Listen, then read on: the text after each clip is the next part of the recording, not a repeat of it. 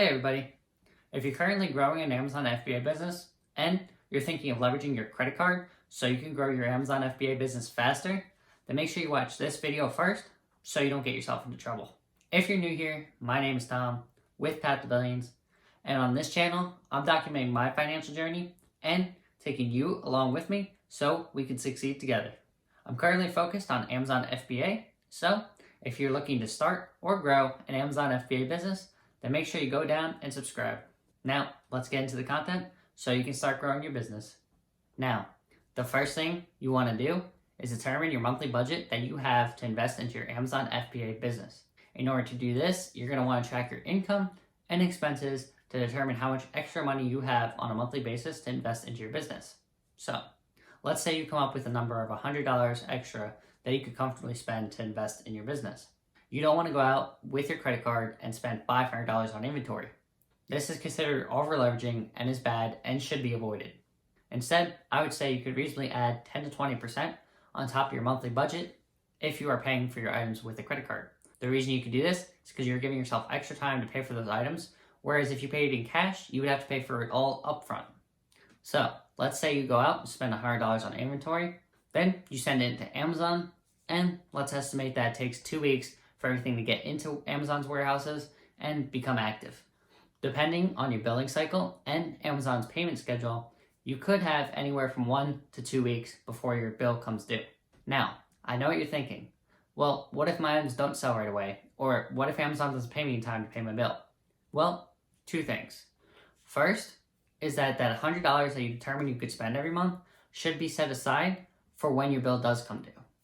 This is why I mentioned avoiding over-leveraging earlier, because if you went out and spent $500 instead of the $100 you determined you could afford, when the bill comes due, you might not have the money to pay it back, and this is where you get into trouble.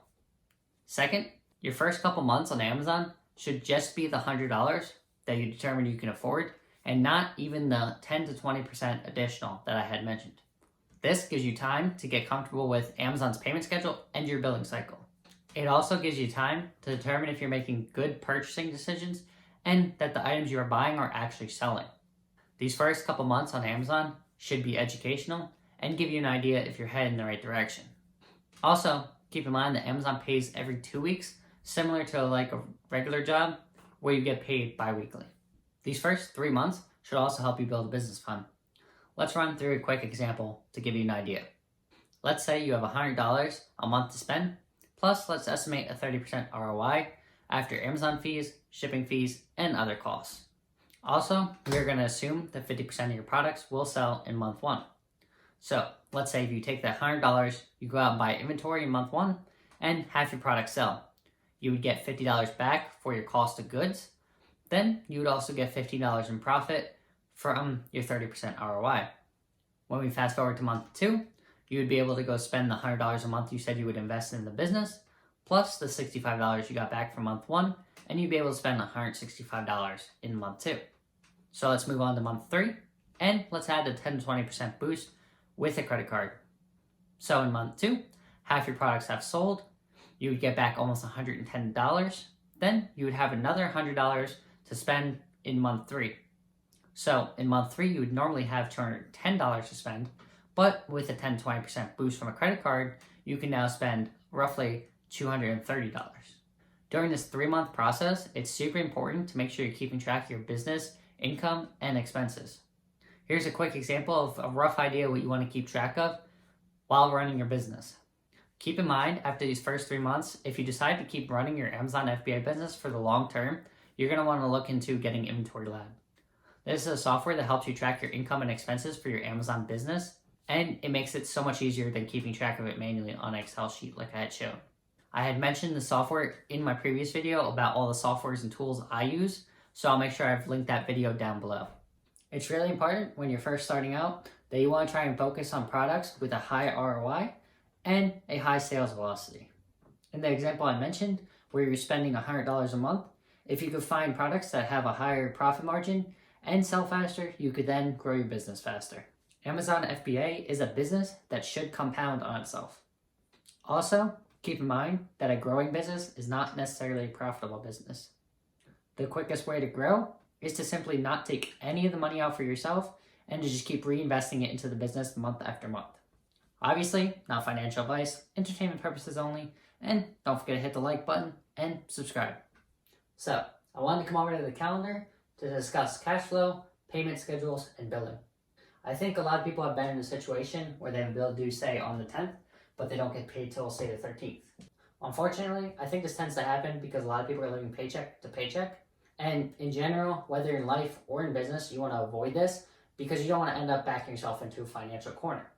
Going back to where I mentioned having a business fund, this is why you want to have that. You want to be able to pay this bill without having to wait a couple of days for this payment. Also, I had mentioned previously that when you're growing your business, you do not want to take any payment out for yourself, and you simply want to keep growing this business fund so you always have enough money to pay your bills and without having to wait for payment. Also, if you're starting your Amazon FBA business as a side hustle, you don't want to get too excited and quit your job prematurely.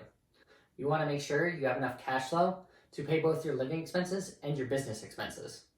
Also, another thing you can do besides a business fund is to change the payment dates for your credit cards to roughly around the same time that you get paid. In my experience with credit card companies, they're generally flexible with their payment dates as long as you're letting them know a month or two in advance.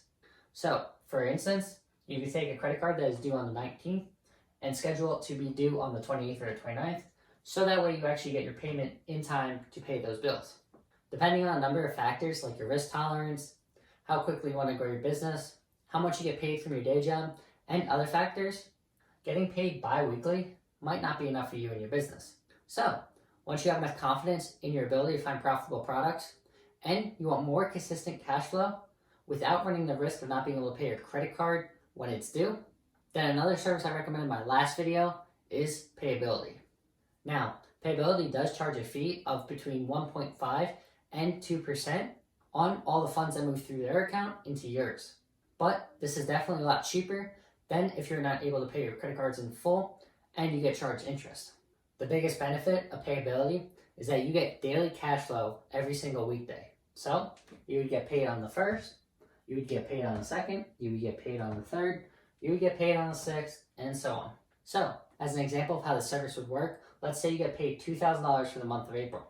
Let's split this out evenly just to make it easy, and say you get $1,000 here and $1,000 here. Payability pays you 80% of what Amazon deposits into your seller's central account. So if we split this evenly again, just to make the math easy, you would get $80 here, $80 here, $80 here, $80 here, and again, so on. Then, when we get to your actual payment date, Payability will give you the other 20% of your payment, minus their fees, which if we did 2%, would be $20, so you get $180 here. In this example of earning $2,000 in a month, and Payability charging you a 2% fee, then you would be only paying $40 for the month to have daily cash flow. Is it worth it? Well, that depends. Can you instead charge everything to credit cards and then pay your credit cards off in full? If that's the case, credit cards would be the better option because you're paying no additional cost to use it. But as soon as you're not able to pay your credit cards off in full, then it is not worth it because credit cards charge such a high interest rate. Keep in mind, with Payability, they do want you to have 3 months of sales history with an average of $2,000 a month in sales. And if you would like to join Payability, I do have an affiliate link down in the description, and you get a $150 sign-on bonus. Keep in mind, Payability expects a 3-month sales history with an average of $2,000 a month in sales.